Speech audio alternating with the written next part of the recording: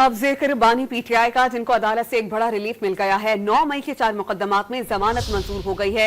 मजीद मुकदमात होने की वजह से जमानत के बावजूद बानी पीटीआई जेल से रिहा नहीं हो पाएंगे। तोशाखाना 2 केस में बानी पीटीआई और बुशरा बीबी पर फर्द जुर्म आयद करने की कार्रवाई मुअख्खर कर दी गई और बरियत की दरख्वास्तों पर फैसला महफूज कर लिया गया।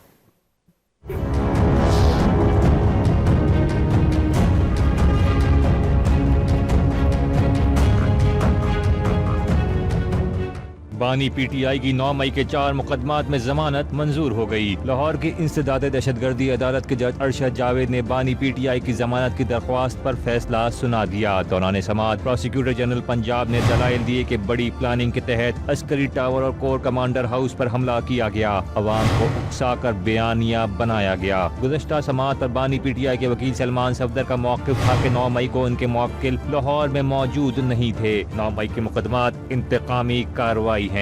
जमानतें मंजूर होने के बावजूद बानी पीटीआई जेल से रिहा नहीं हो पाएंगे, क्योंकि 9 मई के मजीद 8 मुकदमात में बानी पीटीआई की जमानत की दरख्वास्तें लाहौर की एटीसी में ही जेर समाअत हैं, जिन पर कार्रवाई 30 नवंबर को होगी। जिना हाउस, अस्करी टावर समेत 8 जलाओ घिराव के मुकदमात में बानी पीटीआई की जमानत की दरख्वास्तों पर समाअत 30 नवंबर तक मुलतवी हो गई। इंसदाद दहशतगर्दी अदालत लाहौर ने साबिक वजीर आजम के वकील को आइंदा समाअत पर दलाइल देने की हिदायत कर दी।